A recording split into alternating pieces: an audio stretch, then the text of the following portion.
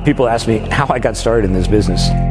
I thought that my fear of speaking to groups was a singular deficiency.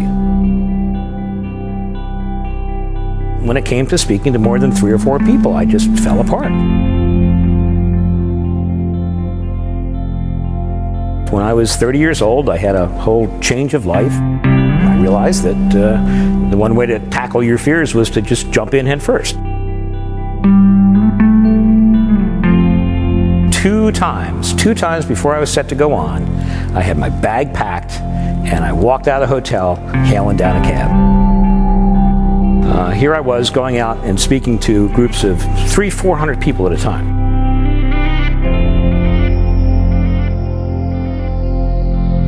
All I remember is the rivulets of sweat just pouring down my face. The 3rd day I said something came to me, it was sarcastic, and a bunch of people laughed. This isn't so bad. And by the end of the week, I was totally hooked. Once you have a taste of it and you realize that it's a good thing, it's something that you need to have. You need to get your fix over and over again.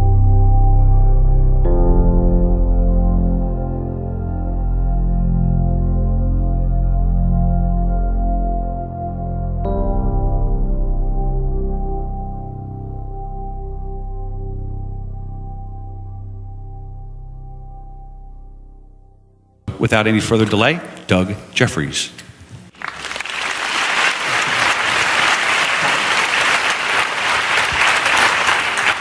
Thank you, Tim. Good evening. My name is Doug Jeffries, and I want to welcome you all to this 90-minute program on enhancing your presentation skills that we call Nail It. And I also want to warn you that after today, you're never going to be able to look at another presenter or be able to sit through another presentation in quite the same way. You're going to learn what it takes to actually make it work when you get up here and speak. And you're going to thus develop a very critical eye every time you see somebody get up here on the stage. You're going to notice whether they're doing it right or whether they're doing it wrong. You will know what 99% of business presenters don't know, and that is how to create effective knowledge transfer. And that's a good thing, because going forward, when you have to get up and give presentations, this sensitivity will be something that will be in the back of your mind all the time. You'll be asking yourself, am I doing it according to the rules or not? And with that sensitivity, you will be thinking about every time you get up here and do it. And the great thing about presentation skills is once you know what to do, once you know how to do it correctly, every single time you have the opportunity to get up and speak, you get a little bit better. The net effect is going to be that you're going to have audiences following you as they never have before. The very first time you put these techniques you're going to learn here today into effect, you're going to see an entirely different response from your audience. Presentation skills are a lifelong skill-building endeavor. And the more opportunities you have to speak, if you start out the right way, the more opportunities you have to get a little bit better. We're going to show you here tonight that most of the behaviors that people engage in when they get up in front of the room tend to be counterproductive both for them as a presenter and counterproductive for the audience. Most of the way that people do speak come from behaviors that we've been practicing since a very early age. We say that 99% of all presenters engage in the same behaviors. And the reality is those are behaviors that we were taught. Most of us taught from a young age. And our reaction to those behaviors, our negative reactions, have been building up and building up. And it's because we've engaged in certain actions. Again, the great thing about this program is we don't ask people to change their belief systems. We don't say, well, when you get up there, you got to feel this way. We tell you it's simple. Do this, your body and the audience will respond like this.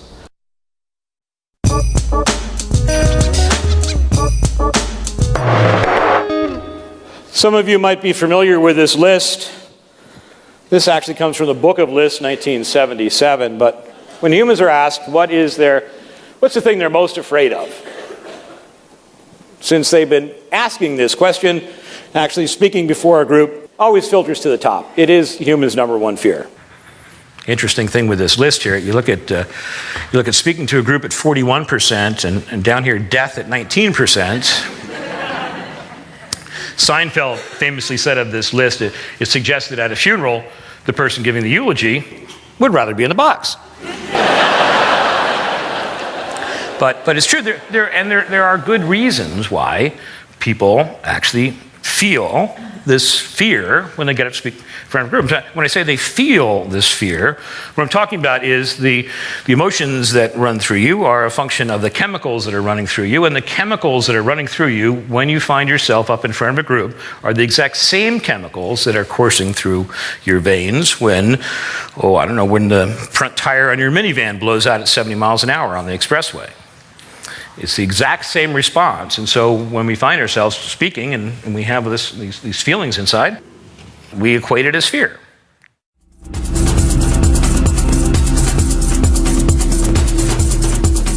And like a lot of things that require three elements, it requires all three. If you only do 2 out of 3, you don't quite make it. First thing is you have to have something to say. But more than having something to say, you need to have something to say that is of meaning to your audience. Your presentation has to contain worthwhile enough content that has enough in it for your audience members to get them to sit through it. When I say in it for that, you always have to be thinking when you put together a presentation. You always have to be asking yourself. In fact, actually what you have to do is you have to get off the stage and get back at the audience, look up at the screen and ask yourself, if I were a person of the audience, is there really something in it for me? Because unfortunately, the old WIIFM, what's in it for me, is the only thing that audiences are ever listening to.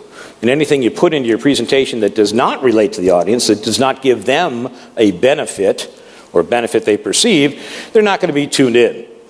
So you have to have content. Then what you have to do is you have to put it together. You have to put this content together into a design, a format that actually allows every member of the audience to follow your arguments every step of the way. If we're talking about PowerPoint, which is pretty ubiquitous in corporate America today, if we're talking about PowerPoint, your design has to allow for a flow of information in such a way that every member of the audience, every individual member of the audience is on the same page and on the same wavelength as you every step of the way. Now, the interesting thing is that if you have something worth saying and you're able to put it together in a proper design, then the last part here, delivery, the part that gives most people the most anxiety, actually isn't all that difficult.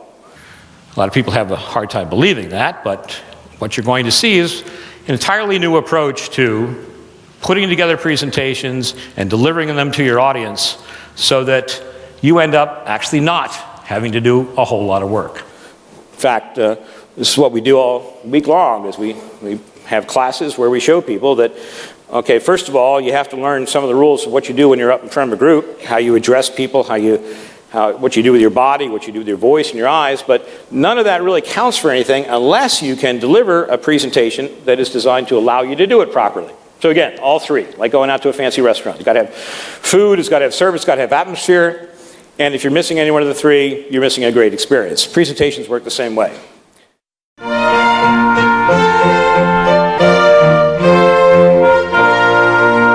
First rule is this: if you're working too hard, you're doing it wrong. Most of the things that people do, most of the behaviors in which they engage when they're up here on the stage involve trying to do way too many things at one time. And it's the attempt to manage all these different things at one time that help to fuel the anxiety people feel. We're going to show you that the way to do it right is to figure out how to work much more simply than what you're used to. Most of the problems people have when they speak come from the fact that they're trying to do way too many things at once. They try to keep track of way too many variables. They try to, they have too many things going on in their head at one time. They're working too hard, and if you're working too hard, you're doing it wrong. In fact, obviously everybody knows that today we live in a very multitasking environment, right? We're expected to do all sorts of things at the same time. The greatest thing about speaking, when you speak before a group, is if you're doing it right, you learn how to do what I guess man did at one time in his history. It's called unitasking. Unitasking, it's a word, I don't know if it's in the dictionary, but unitasking. It means doing one thing at a time, and that's the beautiful thing about it. I often tell people I hardly think I'm ever working when I'm speaking, because it's one of the easiest things I can do. I never have more than one thing that I'm thinking about at one time, and we'll see how this works. The second rule is that when you do it right, it's always a win-win for both you and the audience. If you're doing what you're supposed to be doing at any given time, the speaker wins, the speaker gets benefits, and the audience gets benefits at the same time. It's always a back and forth. Finally, the third rule is probably the most difficult one for people to actually engage in practice. But it's probably the most important too. And that is this: people only start listening when you stop talking. See, most people think that getting up in front of a group is all about opening their mouth and impressing the audience with the breadth and depth of their knowledge. And that usually means a continuous stream of words that come from the presenter's mouth. The problem, as you'll see, is when people do that, audiences don't have a chance to really listen.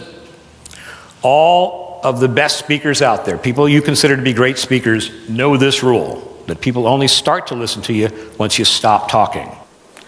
And if you think about that, just think about some of the best jokes you've ever heard. Think about a comedian who delivers a joke.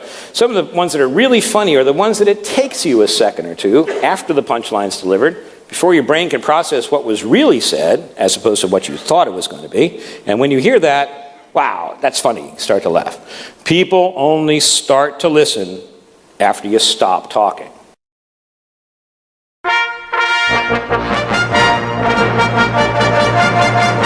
All right, first thing we want to do, though, is we want to have some fun. And I don't know if anybody warned you about this. Anybody suggest that this event might have a participatory part to it? You kind of figured this, but one of the great things about training is most of the time you can just come in, sit down in a seat, nice darkened auditorium, kind of cruise back. Nobody really knows who you are because you're part of a big group, and you can just kind of, put forth as much energy into picking up what's going on as you want to. We need 6 people who are willing to just come up and simply tell us their name, tell us what they do for a living, and tell us why they hate speaking in public. How's that? We'll ask you to speak for maybe, 20 seconds. Sir, please. Thank you. We got 2. Yes, sir? Do we have anybody of, yes, the female persuasion. Great. 6 people 1, 2, whose 3, mamas 4. You just kind of line up here. I'll ask you to right? stand by the podium. 1, 2, 3. Come on, we need 2 more. 2 more people. Sir, please. Yeah.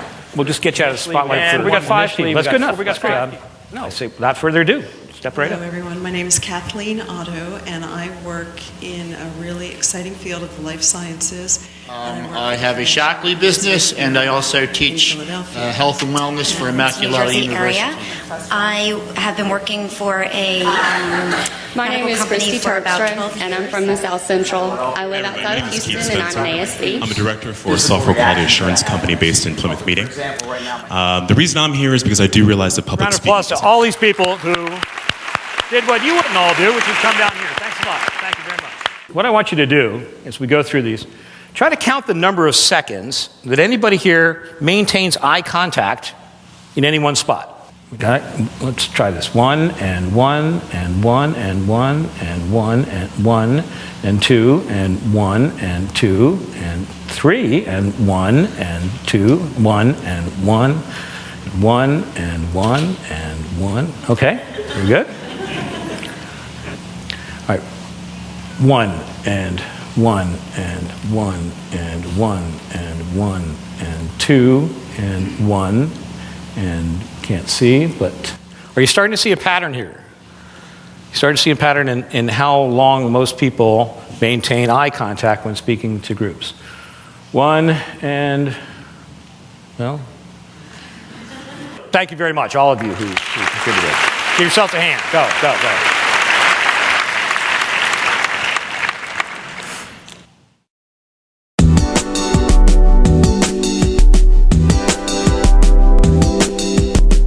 What can we say? What do we see here as far as eyes? What would you say about eye contact? Good hands, okay. Hands, it was kind of difficult to tell what they were doing with their hands because, of course, at a podium, as soon as your hands touch the podium, 10,000 volts, right? Difficult. And standing, of course, the same. How about their pace at which they spoke, the speed? Pretty good? We weren't bored, weren't waiting for the next word? Volume and inflection, we were all able to hear. Well, you got mic'd up, so it's a lot easier. That's cheating. And any ums and ahs? Do we hear ums and ahs? Yeah. A few. Eye contact is the one thing that, as you'll see, is probably the most critical to getting your point across. The trouble with eye contact is that for most of us, at some point, you probably got this bit of advice. Anybody hear this before? Look at everyone in the group. So we were told that that's a good thing, that you want to look at everybody in the group. The problem is that nobody ever told us exactly how to do that. And so as a result, what we see every single time we do this is a phenomenon that we call aerosol eyes.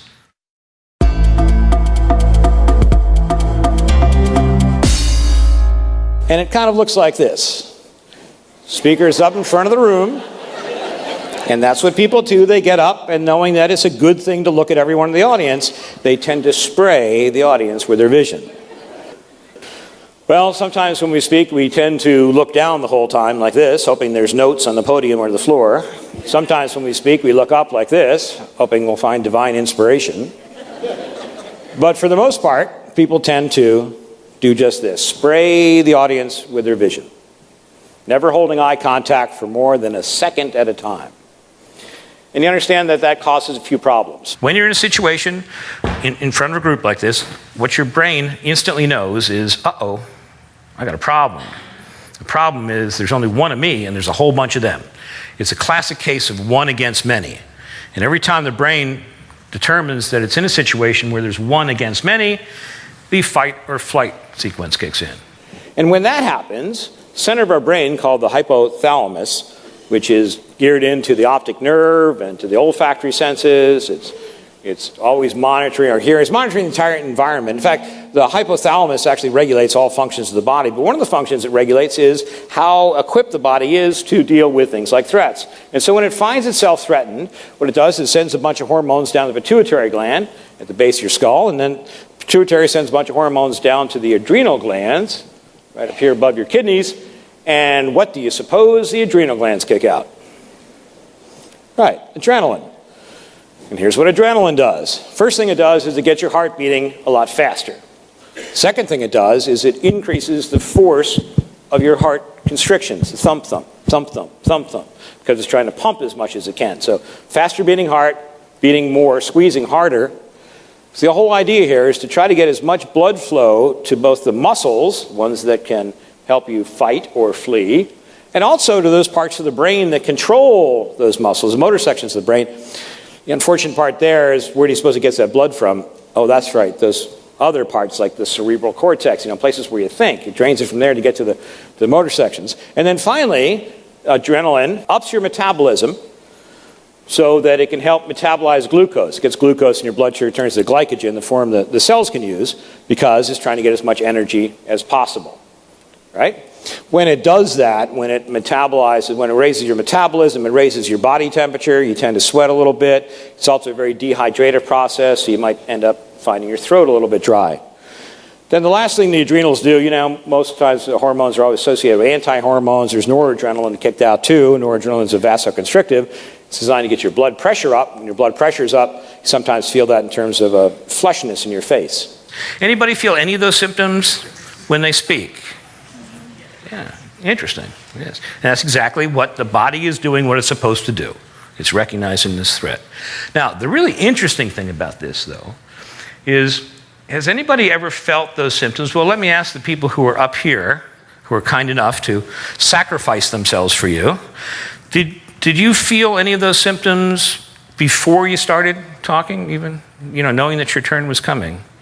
Isn't that weird? And you find that sometimes when you're, and the rest of you, like you're at a meeting or something, and somebody says, let's just, we don't all know each other, so let's just get up and tell us a little bit about yourself, and it's coming around, and you start to feel the thump thump.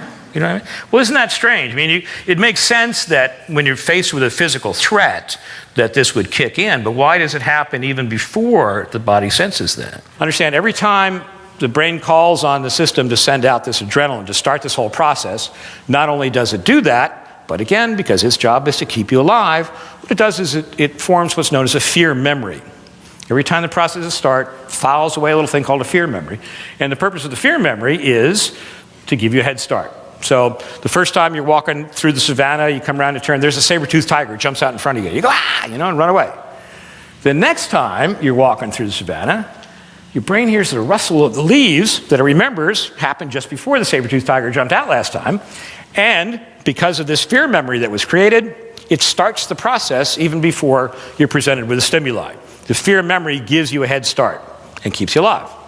If we could look into the eyes of a speaker, if we could see what it looks like to be from here looking at an audience, and of course we have this technology at Public Speaking Skills, we keep track of the anxiety over on the left-hand side here, and over on the right-hand side we're counting the number of seconds that the speaker's vision is ever held in any one spot. And if you look through the viewfinder here, this is exactly what a speaker sees. Every time it looks around, what it's doing, every time it sees a new image, it's picking up the color of your clothes, the look in your eyes, the hunch of your shoulders, the countenance. Is trying to decide, is this person going to jump across their seat, come out and try to kill me, eat me? Do I have to? And pretty soon, every time it does that, pretty soon, again, we get into this visual overstimulation. We just get too much. Every single time we move, your brain unfortunately takes in everything we see and is constantly doing this threat calculation. What's the problem here? Well, first of all, we have a problem in the fact that when you get up here and speak and do the RSLI thing, you send a message to audiences. In fact, most business presenters have trained audiences to feel that it's okay to step back once from the whole presentation process. I mean, if I were to get up here and say, hi, ladies and gentlemen, good evening. My name is Doug Jeffries, and I want to thank you all for coming here tonight. And for the next 85 minutes or so, what you'll notice is I will never look any one of you directly in the eye. In fact, to me, you're not even really people. You're just this one big amorphous blob. And that's what we do. We give audiences permission that it's okay to feel this lack of connection because they can't possibly feel connected when there's never any real meaningful contact. The other thing is that when people get up and speak and they start engaging in behaviors that pump up the anxiety, the audience never sees the speaker, never sees quite the level of an anxiety that the speaker might herself feel, but it still emanates to some degree. Anything that you do which projects a concept of nervousness, lack of comfort on your part, does exactly the wrong thing you want when you're trying to impart people with new information. You're all familiar with Maslow's hierarchy of needs, which applies to societies, really. But it's the same basic principle, is that, unfortunately, reality is that for every one of you out here, the most important thing on your mind are your basic comforts. And you know this to be true, right? Sitting in the audience, if you're cold, if you're hot, you're thinking about that.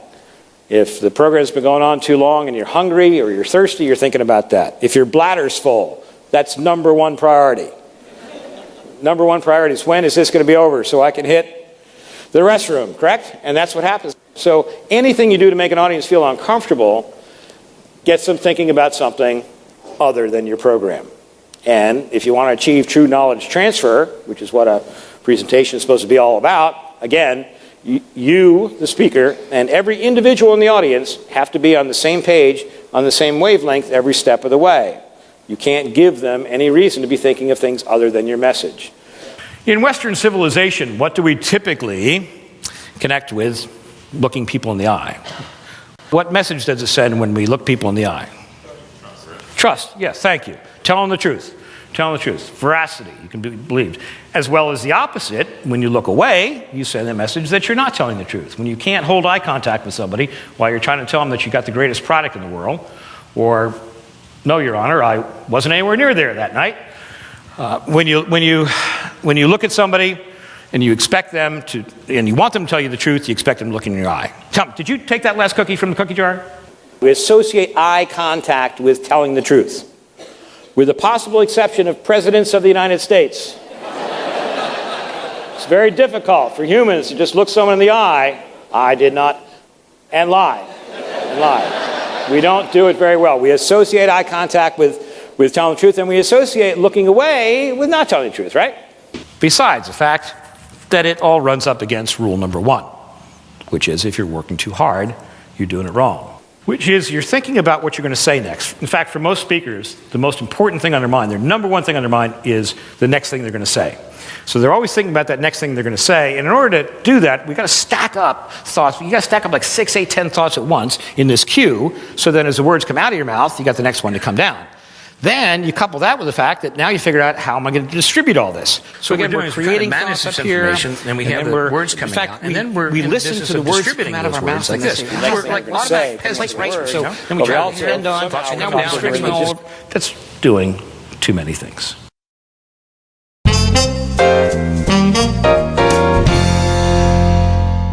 Solution we call lock, talk, and pause. Lock, talk, and pause. And it looks like this. Instead of aerosol eyes, it involves the speaker actually engaging individuals in the audience. It actually involves the speaker having eye contact with individuals in the audience as he or she delivers the thoughts that she wants to say. It involves locking eyes with one person. You're never talking to a group of people. You're only ever talking to people in a group. Okay? You're never talking to a group of individuals. You're always speaking to the individuals in the group. So when you're speaking, you need to give your speech as a series of one-on-one conversations, talking to one person at a time. A series of one-on-one conversations. Then, as we mentioned before, probably the most difficult thing that people can learn to do, though, is once they've completed that thought to that one person, is to pause before they move on to the next. It's all about the pause. The pause is what we mean when we say that people only start listening to you once you stop talking. And if we don't engage in behaviors such as talking to one person at a time, such as forgetting the fact that there are 200 people out here, because it really doesn't matter how many people there are. When you're doing it right, you're only speaking to one person at a time. People ask me, what's the greatest number of people you've ever delivered to? And I say, one. Because that's what I do. I'm never speaking to more than one person at a time. And what I'm doing is I'm delivering what I have to say to one person, finishing my thought, and then again, the hardest part, I'm pausing.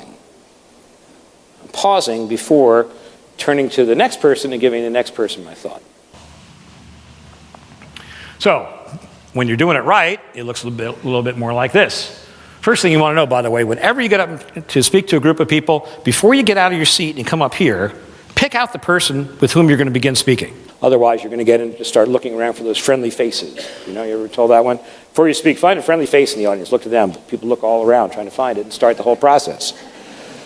So in this particular case, you notice what happens. We're locking on one person. When we lock on one person, everything else kind of fades away.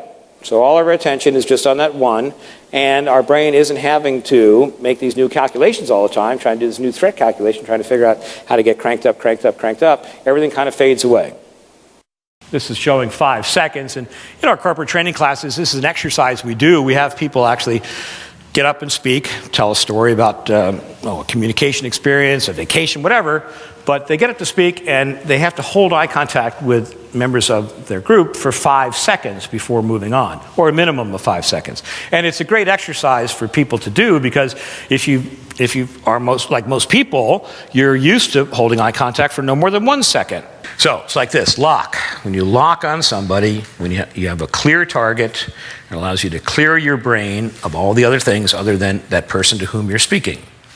It's a matter of keeping track of a lot less information. And then, when you do lock on one person, it facilitates conversation that audiences look to today in terms of having a believable presentation experience. What people appreciate today is they want to know you as a person. They come to hear you speak because they want to hear what you have to say about your topic. John Kennedy was a very significant person in the speaking world because he was really the bridge. He was the bridge from the old style, the old oratory style, to the new humanistic style. In fact, that's what Kennedy brought to the whole process. Kennedy was the first president who was actually human. Well, he was. He would, at press conferences, you never know. Somebody ask a question, he'd crack a joke.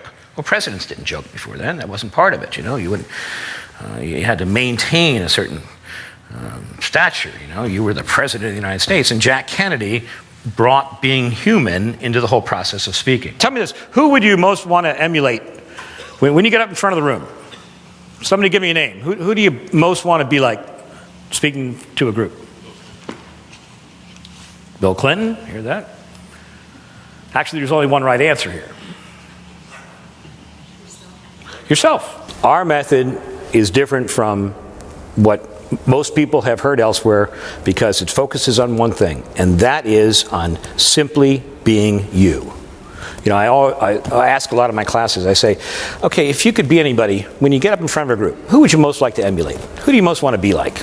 And I get names, you get Bill Clinton, and I say, well, actually there's only one right answer, and that's you. The person that people have come to see is you. We get calls all the time. People say, well, listen, I want you to work with the CEO because he needs help with presentation skills, but I got to tell you, what he really needs help with is his accent. And this accent might be a Brooklyn accent. Obviously, in today's diversified culture, we have people from all over the world. What we show them is, again, being a great speaker is learning how to be comfortable being you. It's the human input that you attach to the facts that you're trying to present that get people involved. And the only way they get involved is when people think that when they get up in front of a group, they have to adopt some type of whole new personality. They have to be a different person. And what we show them is it's about being you, the person that you are.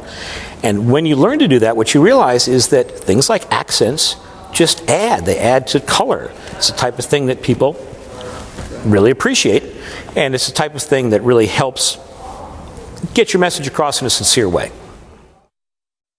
Finally, and here's the tough part again for people to believe first time out, and that is it's actually in the pause where you create your entire presentation. For 99% of all business speakers, you're up here talking, and the most important thing on your mind is always the next thing you're going to say. So you're always processing that next thing. And while you're processing that next thing to say, of course, there are words coming out of your mouth. The quality of those words come out of your mouth are severely eroded by the fact that you're trying to come up with that next thing you're going to say. With this method of lock, talk, and pause, it's about never thinking 5 minutes down the road, 1 minute down the road, 15 seconds down the road. What you're always thinking about, the most important thing on your mind, is the next time you're going to pause. See, I only have to keep track of, oh, that's right, one thought. I have to keep track of one thought, and who am I giving it to? I'm not trying to distribute it all around once a second. I'm giving that one thought to one person. I'm maintaining eye contact with that person through that thought. There, it's done. And when you're only creating that one thought at a time, what happens is you find that the quality of the words that come out of your mouth tends to increase. You tend to speak in fully structured sentences. You tend to say things that create a sentence that has a beginning, a middle, and an end, typically a subject, some action, and an object. You tend to say fewer words, but the words that you do say are much more full of meaning because you're not just appending on. It only works when the most important thing on your mind is the next time you're going to pause. So here's what happens. The benefit, of course, is when you do engage people one-on-one, when you're able to look people in the eye, you send a message not of being anxious, but of being confident. Because obviously you can't look somebody in the eye unless you feel right about what you're going to say. And so when you send this message of confidence, it makes the audience, instead of being uncomfortable by watching all your nervous reactions, it helps to make them more comfortable. The other thing you do, of course, when you look people in the eye is we send this message of sincerity. And then finally, when indeed, no matter how big your group, when you can indeed look them in the eye and talk, when you can think in these nice structured sentences, when you give people the time to hear what you last said before you ask them to build onto that with the next bit of information, you are able to create a two-way communication with your audience. And this two-way communication, because you're sending the message that oh, that's right, I'm actually talking, that presenter's actually talking to me. I mean, he wasn't talking to me the whole time, but he kept coming back to me. And you get the impression that the presenter actually cares about you as an audience member, learning, understanding what he has to say. And so what you do is you end up creating a bond with the audience that is so totally unlike the relationship you have when you are spewing into the ether, never holding eye contact. So it changes your whole approach. And what happens is you then end up getting huge amounts of positive feedback when people look at you rather than looking out to an audience. And those times where you do, maybe you hold eye contact for a couple seconds, what do you typically see? You see people with their heads down working their BlackBerries or doing anything other than being engaged with you. It works both ways. It's a win-win. You feel better, you're processing a lot less, your anxiety is way down, and the audience is getting the benefits of knowing that you're making them comfortable and you're telling the truth. When you're doing it right, it's always a win-win for both the audience and the speaker.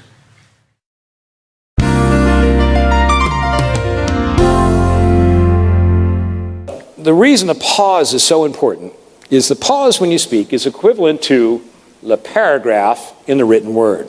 It's that simple. How many people like to read textbooks that have nothing but solid text over a page? No breaks, no anything? I remember some chemistry books, physics books. You know, you look at a page, it's completely filled with text, no breaks whatsoever. Your brain looks at it and goes, no, I don't think so, and you close the book. Now, you take a newspaper. Think about a newspaper. Anybody know how many sentences there are in the average newspaper paragraph? 2. USA Today, 1. But really, pick up a newspaper, and the average numbers of sentences in paragraph is 2. Because why? Well, newspapers are in the business of trying to deliver new information to people quickly. They know they have one shot to give it to you because most people don't hold on to newspapers. They don't, you know, they're not reference material. They read them through and then they toss them in the trash on their way off the train. So the process of getting information, a lot of new information to people quickly, involves being able to parcel it out into nice little bite-sized morsels that the brain can ingest. The paragraph is a big key to that. Think about it. When a paragraph comes out, you read across paragraph, 1 sentence, 2 sentences, then what do you get? You get nice white space. That white space is brain rest. And then even before we ask you to take in more information, we give you a little more white space, a little more brain rest. That's what a paragraph's all about. Well, the pause in speech works exactly the same way. That in order to get your audience to really take in what you have to say, you got to learn to stop talking. Stop talking long enough for them to ingest that last thing you said, get a picture of it, try to put it into a context that they know before moving on to the next thing you're going to say. And it also provides for those few times that maybe you do run out of something to say and you pause. Well, if you're like most people and you talk on and on and on and on, continually on, eventually your mouth can outrun your brain. And then when that happens, the pause that comes because you can't think of what you're going to say next can be very pregnant. The pause is absolutely the most important thing you can do. People have a hard time appreciating that because they think that speaking is about speaking. You learn to establish the pace. You learn that what speaking is all about is finding one person, giving one thought, and then having one pause. One pause long enough for them to ingest the last thing you said. One person, one thought, one pause. And then finally, probably the most important thing is by breaking information down and giving people these frequent, constant chances to hear that last thing, it helps them to build a picture of what you're talking about in their mind. In other words, they take a building block, they hear that, all right, got that, rest, all right, and the next thing you say, they build on top of that, next thing you say, you build on top of it. And people can much more clearly not just hear what you say, but they in this picture, they can engage a lot more senses. They can become part of it. And your message gets through much more deeply. Mark Twain gets a lot of things attributed to him that he never said, but one of the things he did say was that the right word may be effective, but no word was ever as effective as a rightly timed pause. Somebody shout out the name of somebody in public life that they would consider to be a good public speaker. Barack Obama. Barack Obama understands the power of the pause. Bill Clinton. Bill Clinton, I go with that. Anybody else? Okay, Reagan, Colin Powell. Interesting.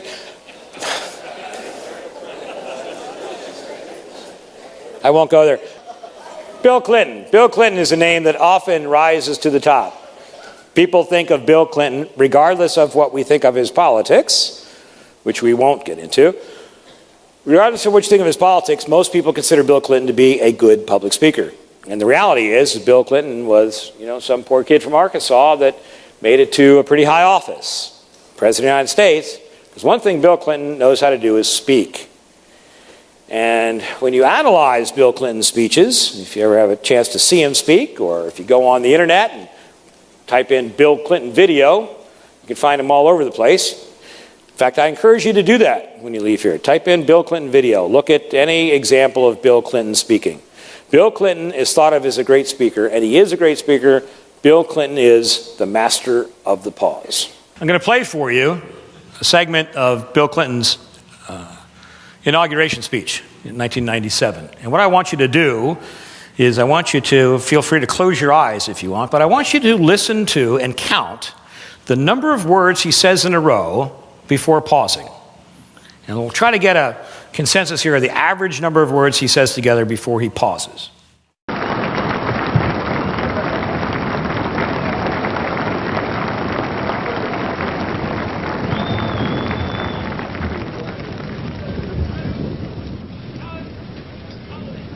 My fellow citizens, at this last presidential inauguration of the 20th century, let us lift our eyes toward the challenges that await us in the next century.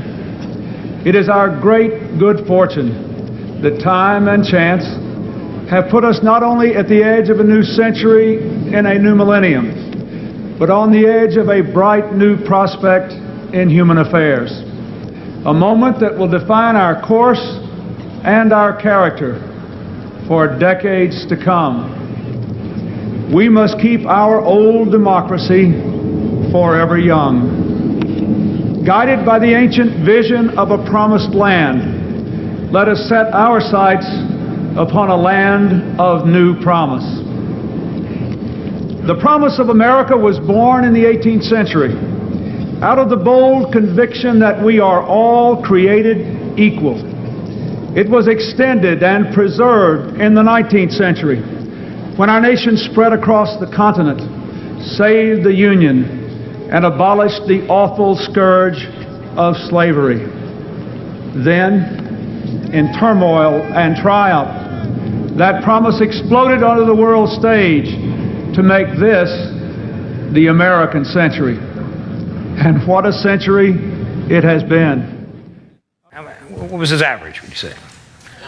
5? Well, there were some times he would go 8, but did you hear how many times he went 2? And a lot of times 3. And you'd hear those words, and then boom, you'd have that pause. And so when it was over, you actually heard everything that he said. When you hear a person speak like that, you can follow, can't you?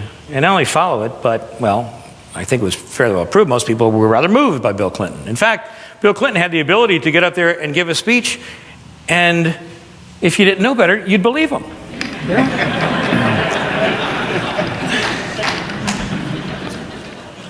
The guy knows what he's doing. He's the master of the pause. The interesting thing about Clinton is his handlers showed him films of, can anybody guess the person Clinton thinks of his mentor? JFK. Anybody in the audience old enough to remember Jack Kennedy? He was the president of the United States.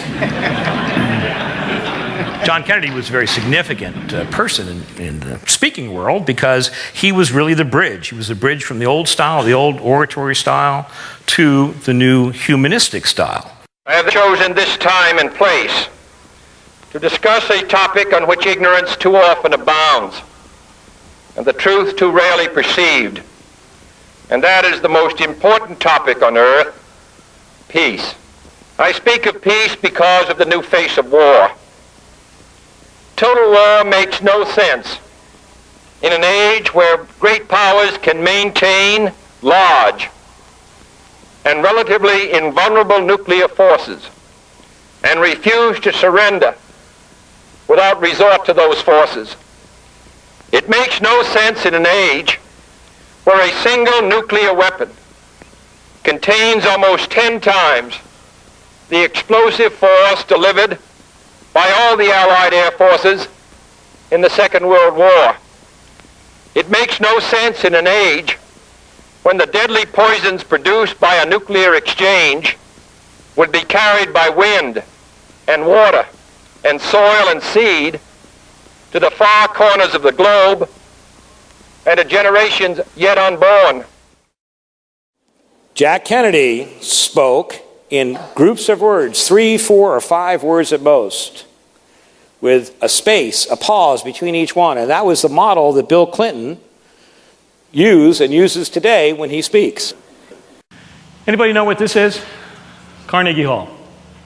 Anybody know how to get there? Practice, practice, practice. Exactly. Well, what I'm here to tell you is that with lock, talk, and pause, is the last thing you want to do is practice, practice, practice. In fact, the best presentations are given when the presenter has a great body of knowledge but hasn't spent a moment thinking about what she's going to say.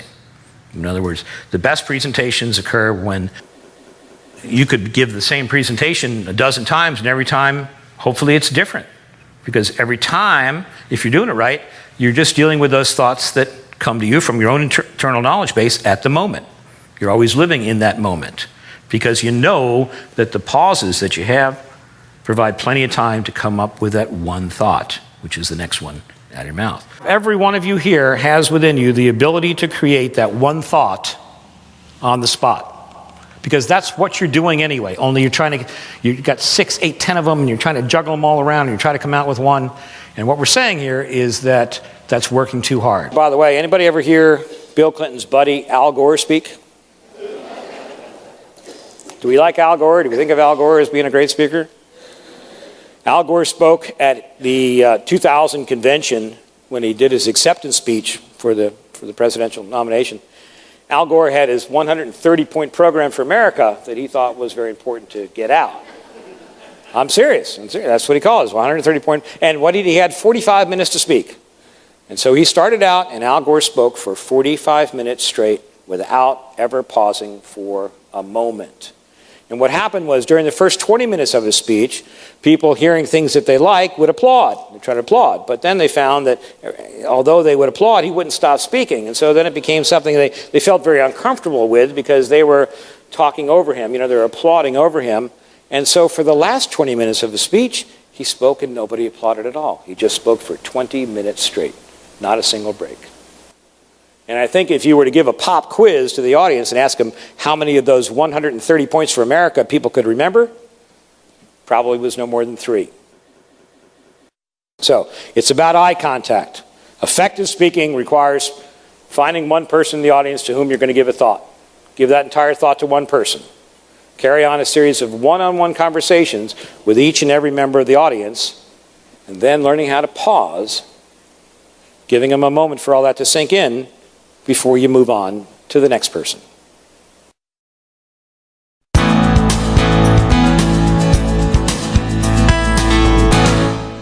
If we were to ask at the end of your last presentation how each of these 3 aspects affected the audience or impacted the audience, how do you think these 3 items would add up to, say, 100%? How important are each one of these? What you had to say, what you sounded like when you said it, or how you looked?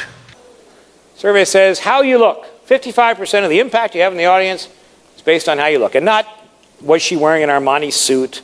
Did she have diamond? It's how did the speaker comport herself? Did she look comfortable? Did she look confident? Same thing when it comes to how you sound. 38% of your impact is how you sound. And what you have to say? Not that much. How you sound sends those same type of images because people know that if somebody can say something in a nice, strong voice, that they probably believe it. Most of us aren't very good at saying things we don't believe or saying things we're not sure of in a very loud voice. Think of times when you go to a party, you're introduced to a whole bunch of people, and then throughout the night, somebody comes up, you go, "Hi, Bob, how you going? Good party? Yeah. Hi, Sally, having a good time?" Then you see somebody you don't quite know. "Hey, how are you?" We tend to mumble through, don't we? Anybody like to sing in the car? Radio comes on, sing in the car? When you're alone, what kind of volume do you sing at? Pretty high. How about when somebody else is in the car? Yeah. See, when we're by ourselves, it really doesn't matter. We don't have to worry about how good our voice is, but when we're not sure how we sound, we tend to throttle it back, right? So just like eye contact sends strong signals about credibility, our voice, the volume we put behind the words, says loads about how strongly we feel, how confident we feel in the words we say. The unfortunate thing about this study here, of course, is most presenters spend all their time coming up with what they're going to say. They think it's all about what they say. Most of the presentations we see, and most of the presenters we see, are hamstrung by the fact that they try to say way too much in a presentation. They try to get across way too many sets of facts, especially those about which they don't really strongly know or believe or are passionate about. Anybody know who Peggy Noonan is? Anybody know that name, Peggy Noonan? She was a speechwriter for President Reagan. She writes a column in the Wall Street Journal. She's written a number of books on public speaking. One of her favorite sayings when talking about the audience is that they won't care how much you know until they know how much you care. Pretty simple saying, but it's strong when you think about it. Audiences are moved by your passion. In fact, passion is really the only thing that people listen to. People need to know how strongly you believe in what you say. And when you believe in something, they're going to be moved by it. Great speakers know that. Bill Clintons of the world know that. That the words, the 130-point program for America is worthless. A 3-point program for America about what you could really speak with some tremor, some depth, with some confidence is what's going to move people.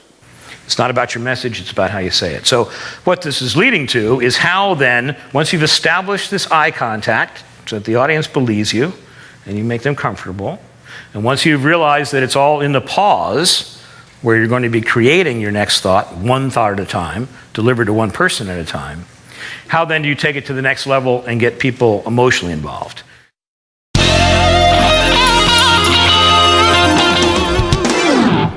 Gestures go back to rule number 2. When you're doing it right, it's a win-win for both the speaker and the audience.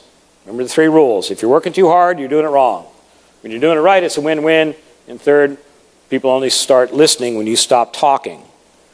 But the way gestures work as a win-win is when you actually get your body involved to paint a picture of what you're saying. What I mean by this is that for the audience, using gestures allows them to see a better picture of what you're trying to say, or at the same time for the presenter, it gives the presenter an opportunity to get rid of all this excess energy that's running through. Every time you move a muscle, we're burning calories. We're burning up this energy. And by being able to move your body, get the body involved, you dispense with much of that excess energy. What happens with the audience is it involves more of their senses. I mean, I could get up to the podium and I could tell you all about all the great things that are going to happen here. And I can do it. But of course, the trouble with podiums is when your hands get attached, it's the 10,000 volts and they never come off. So you can't really get the rest of your body involved. So now you have this static picture of somebody speaking. But when you get your body involved, you involve more senses. You get people to, that's right. And we all know that we remember so much of what we hear, but we remember significantly more about what we hear and see. We actually remember most about what we hear, see, and do, which is why in training we often try to do exercises to get people involved, but we increase significantly the impact we have on audiences when we engage more of their senses. And gestures will do just that. Also, you can tend to reinforce words so that you just don't talk, well, it's very important that we get our profits up and we get our costs down. You say it's very important that we get our profits up here and we get our costs down here. Because see, it's a difference between, we have your sales up. We get sales up here and our costs down here. The difference between sales and costs is profit. And profit, oh, that's right, that's where profit sharing comes from. So we reinforce words and they make them stronger than just the sounds coming out of our voice. And also, using your body, getting your body involved is a good way to overcome occasional attention gaps on the part of the audience.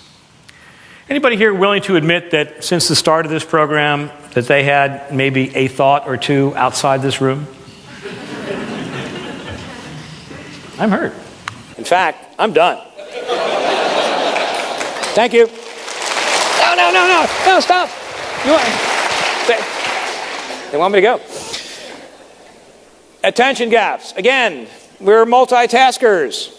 We're sent to presentations. We're sent to hear people talk, and yet we've got all kinds of things in our minds, like that call that we didn't make to the client, or that report that has to get out, or that's right, maybe we were even thinking about that little discussion we had with our spouse before we left the house this morning. Nobody comes to a presentation carrying this excess of attention. You never have 100%. You have maybe 85 if you're lucky.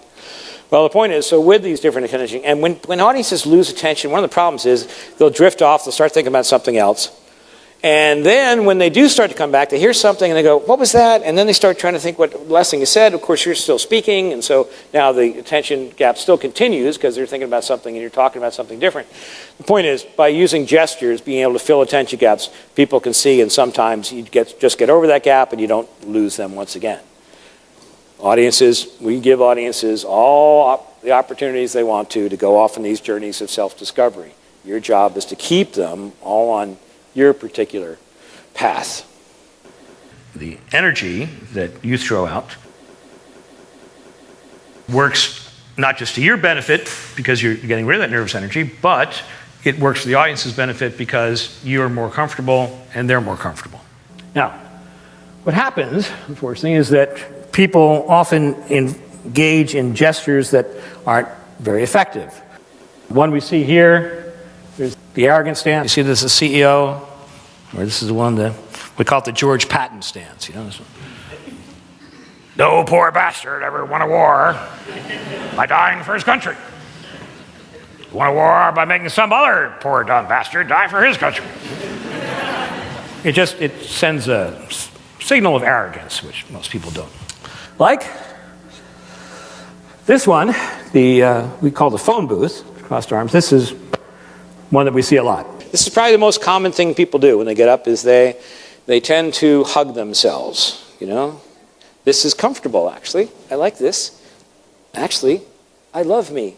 This is good, yeah. I feel really secure like this. But the problem is if I try to talk about having to get sales up and we have to get our expenses down, you know, you're limited by having your arms completely locked together in terms of the impact that you can have. So, and again, think about this. Think where the energy is going now when I'm like this. It just, or even when we do this, you know, the prisoner. We often see this. Well, here's one we see. We call this the fig leaf, which is not. We see more men do this than women. The only thing worse than the fig leaf is the talking fig leaf. You know, when they start to do the gestures. And they do. One of the most common things you see, we have the key changer. Where, because, and again, men probably more than women are more comfortable when they have their hands in their pockets. Johnny Carson used to have his hand in his pocket. Is anybody old enough to remember Johnny Carson? Okay. And he would often talk like this, had one hand in his pocket. Fortunately, Johnny Carson is a great example of, and when I told you before, you'll never look at a presenter in the same way again. The problem is that all the rules that we talk about, all the ways to do things right, are often broken by people who can. Those people who can break rules because they have what we don't, and that's called charisma. It's true. Believe me. We've been trying to quantify charisma for 20 years. If we could, we'd package it, put it in a class, and charge $100,000 a day for it. Because you could go on to be president if you had charisma. You could be like Bill Clinton, and if you have charisma, you can get away with almost anything. One of the things people with charisma can get away with is breaking the rules when it comes to speaking. Johnny Carson had a lot of charisma. You could do that. But the point is, hands in your pockets are not a great thing. First of all, if you notice this, if I were to shake my pockets, notice that you don't hear anything. Often when somebody's shaking the pocket, the audience are going, hey, it sounds like a couple quarters, dime. See? He's got about 85 cents in there, I think. What do you think? So if I were to shake mine, you wouldn't hear anything, because as a professional, what I do is I empty my pockets before speaking. But the trouble, of course, with the hands in the pockets, it restricts your ability to reinforce a word. So you try to talk about, we got to get our sales up, we got to get our costs down, want the whole company together on this, all right? The idea with gestures is to always have as much air under the wings available as possible. And the only way you can really do that is to put your hands to what we call the neutral position. You just let them drop by your side. You just have to learn to not think about them so that when you do want to make a point, they're right there to do it. So typically it's just this, feet shoulder width apart, hands to neutral, unless you're using them to gesture. It's that simple. If you can't do anything that you learned here today, if you do nothing else, you take nothing home, you learn this one, is that all great communicators knew how important it was to smile.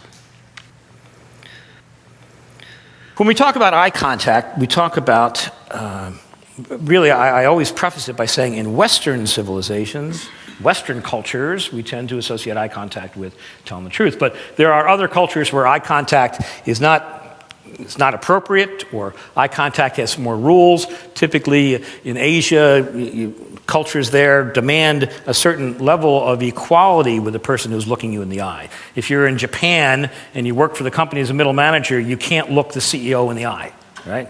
Just that's how it works. Well, there was a woman from Africa who explained to me that in her country, what it came down to was this, that if you didn't look somebody in the eye, they didn't trust you. If you looked them in the eye too long, they didn't trust you. So the whole key was maintaining eye contact and smiling, because the eye contact showed the trust, but the smile disarmed any threat that people felt by holding eye contact, which I thought was pretty interesting. Yeah, many times the body language of the audience will tell you how you're doing. Looking out to an audience, seeing many people asleep is usually not a good thing. That usually comes from speaking without passion. It comes from speaking in a monotone.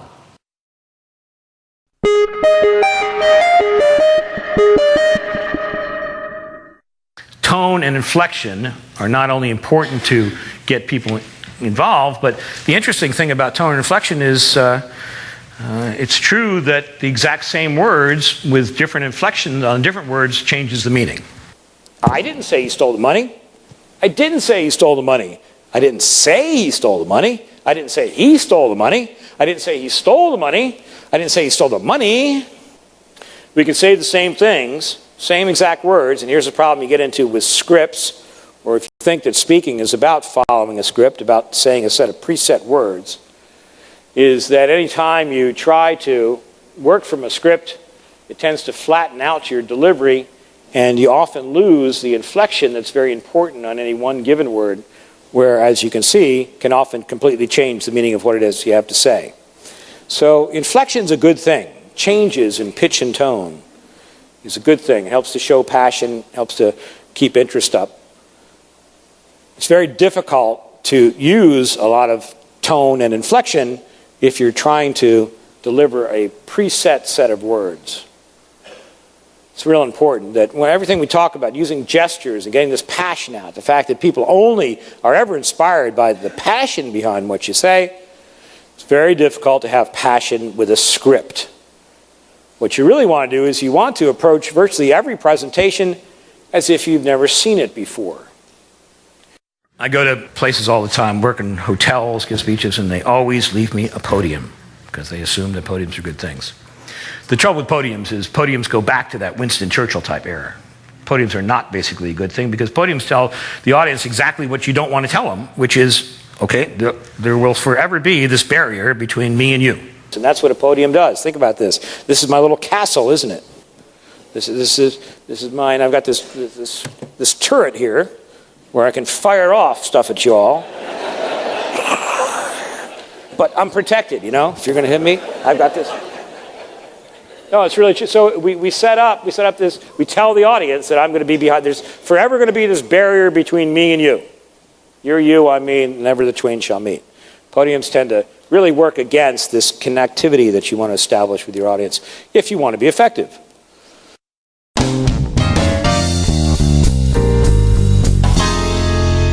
Just a little bit on organization, on putting a presentation together in a way that can help people follow it and also, again, make sure they're engaged.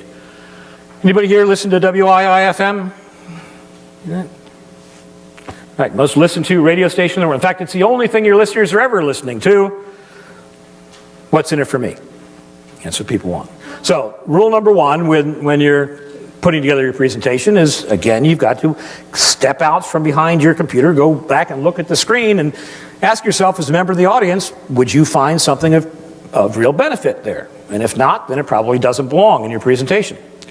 You know, it's very fashionable these days to use words like death by PowerPoint, to PowerPoint poisoning. It's fashionable to trash PowerPoint, say that it is the bane of civilization. The reality is that PowerPoint is actually a very useful tool for creating true knowledge transfer. The problem with PowerPoint is that nobody ever gets taught how to use it correctly. PowerPoint's one of those programs that you actually can hand to somebody and they know how to use the software in a very short period of time. And because of that, corporations have thought, okay, we're not going to pay people to learn how to do something that you can do in an afternoon. But the problem is learning how to use the software and learning how to create these living, moving documents that have a very specific purpose, which is getting across information in a limited and set period of time, is something that, well, none of us are taught. And the assumption that you can simply pick up a copy of PowerPoint and write a presentation is the same as assuming that if you got a copy of Microsoft Word, you could write the great American novel. Well, tell me this. After the, say, the title slide, the slide that's up on the screen as people walk into the room, after that slide, can anybody give me the name of the first slide in most presentations? Agenda. Yeah, we start out with the agenda slide. We start out with the introduction. Hi, we're going to start here with the introduction. That's where we are now. Yeah. And then we go on to the history slide, which I always love. The history. History is everybody's favorite subject, right?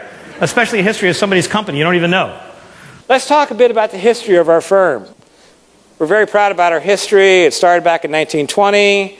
These two guys, Harry and Bill, came together. They had a great idea, blah, blah, blah, blah, blah, talking on and on. And what happens is for the first 15 minutes of a presentation, we talk about, oh, that's right. First we start out, because we're working with that old adage, tell them how you're going to bore them, and tell them how you bored them, right? That's the agenda slide. Then we get into the history of our company, because I have to tell you all about our company.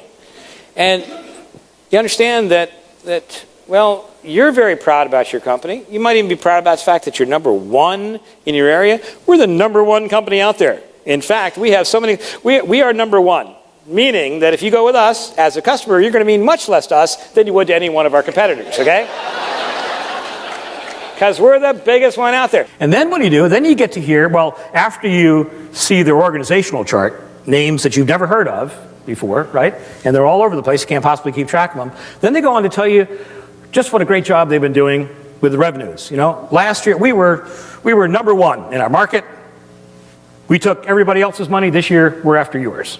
And that's what we do. That's what we do. We spend presentations. The first half of a typical presentation is about me. Let me tell you about me. This is the message that we send with the typical content of a presentation. We start out talking about how we're going to bore them, and then we start immediately talking about ourselves. Well, if people are in sales, you remember from some sales training that, oh, that's not necessarily the right way to do it, is it? That most people, most clients want to hear about them. So, first thing you need to do is when you start out, you got about 30 seconds to grab their attention. About 30 seconds, and that's about it. Understand, we live in a world of these things. We live in a world with things that look like this. They're remotes. If it's a remote for the TV, Cox Communications out of Atlanta will tell you that the average surfer, the average channel surfer on TV, gives a station, how long?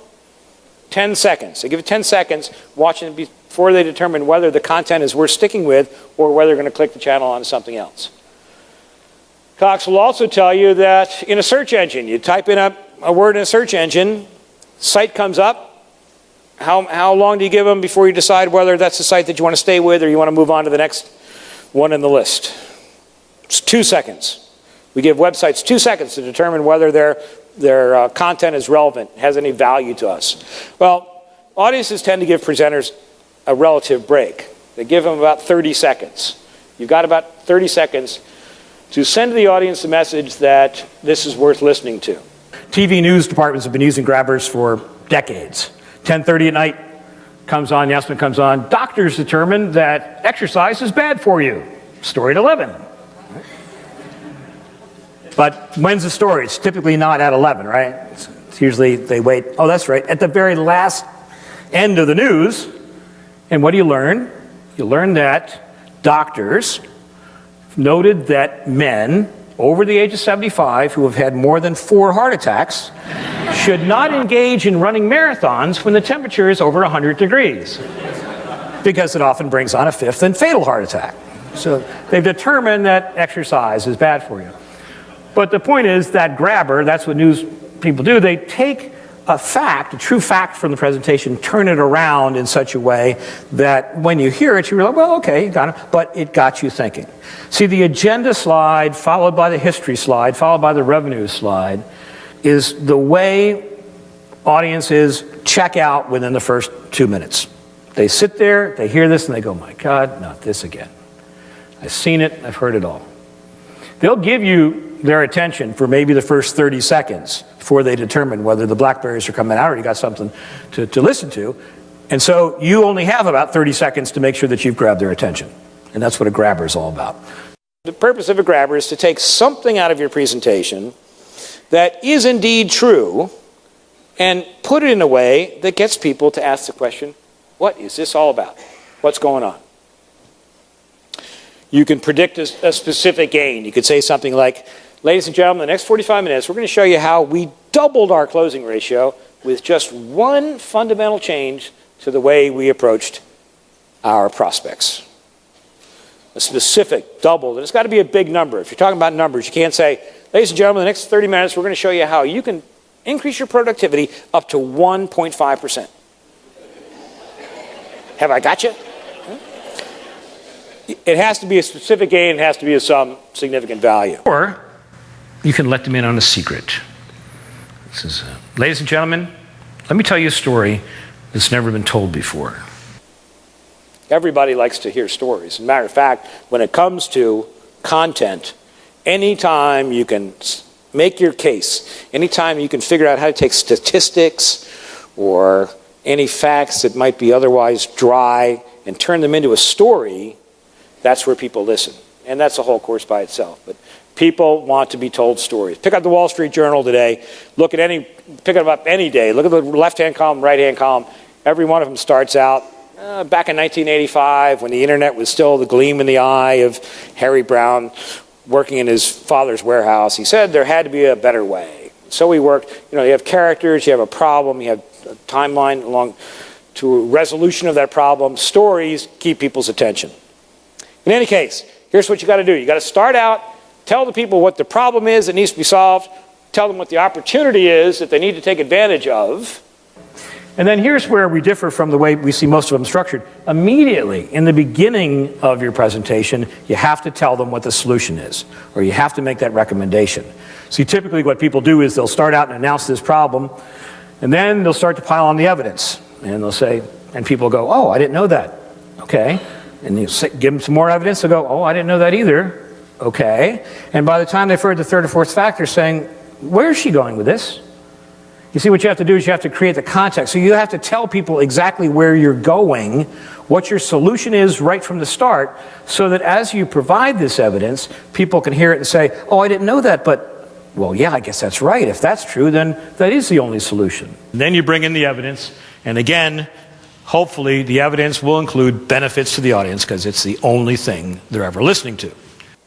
Then, at the end, and here's something, believe it or not, this is something we rarely see. At the end of a presentation, you've got a whole bunch of people together, you talk to them for 45 minutes, and at the end you go, thanks for listening. Bye. And we send people off. I mean, without some type of next step, some call to action.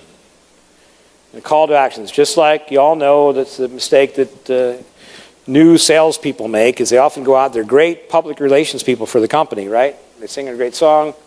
Oh, that's right, they forgot to ask for the order.